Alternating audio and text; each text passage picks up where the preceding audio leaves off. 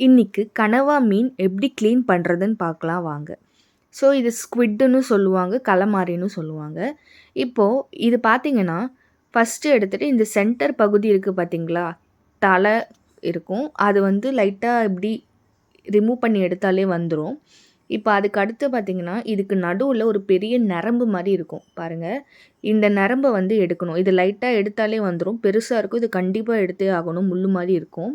மீனுக்கெலாம் முள் இருக்கா மாதிரி இதுவும் அந்த மாதிரி தான். இப்போ அடுத்து பார்த்தீங்கன்னா, இது தோல் மேல் பகுதி. இந்த தோலை லைட்டாக கத்தியை விட்டு கீறி விட்டாலே போதும். இந்த தோல் எல்லாமே வந்துடும். கத்தி விட்டு லைட்டாக கீறி விட்டுட்டு கையாலே நம்ம பிரித்து எடுத்துடலாம். ஃபுல்லாக தோல் பகுதி மேலே எடுத்தே ஆகணும். இந்த மாதிரி ரிமூவ் பண்ணிக்கோங்க.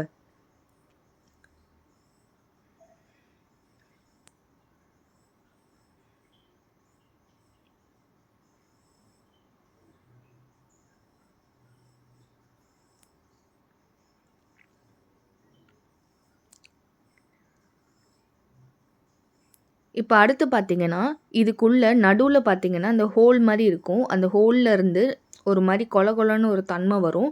அதை வந்து நம்ம எடுத்துக்கலாம். இருந்துச்சுன்னா அது ஃபுல்லாகவே ரிமூவ் பண்ணிடுங்க.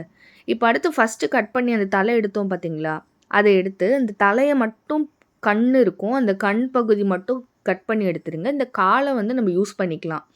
இந்த கால் வந்து இதில் தான் இந்த தலைக்கிட்ட தான் இந்த மையின்னு சொல்லுவாங்க. கருப்பு மை வரும். அது கண்டிப்பாக எடுத்தே ஆகணும். அது ரொம்ப பாய்சனஸ்.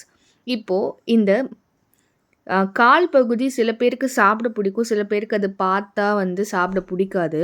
பட் அது அவங்கவுங்க இஷ்டம். ஃபஸ்ட்டெல்லாம் நான் அதை போட மாட்டேன். இப்போ வந்து இது சமைக்கும்போது இந்த கால் பகுதியும் சேர்த்து சமைச்சாலே நல்லா தான் இருக்கும். நல்லா க்ளீன் பண்ணி எடுத்துக்கோங்க. கால் பகுதியிலையும் ஸ்கின் ரிமூவ் பண்ணணும். இப்போது இந்த மாதிரி சென்டரில் ரிமூவ் பண்ணி எடுத்துட்டு ஸ்லைஸாக கட் பண்ணி எடுத்துக்கணும். மேலே இருக்க ஸ்கின்னு வந்து நல்லா கழுவி எடுத்துக்கோங்க. ஃபுல்லாக வெள்ளையாக ஸ்கின் எல்லாம் எடுத்தோடனே வெள்ளையாக வந்துடும். இப்போது இதை வந்து ரவுண்டாக கட் பண்ணி எடுத்துக்கோங்க. இது நீங்கள் எப்படி வேணால் உங்கள் இஷ்டம் தான் கட் பண்ணுறது எல்லாமே. ஸ்லைஸாகவும் பண்ணலாம். இல்லை இப்படி கட் பண்ணிங்கன்னா ரவுண்டாக வரும். இதெல்லாம் ஃப்ரை பண்ணி சாப்பிட்டிங்கன்னா சூப்பராக இருக்கும்.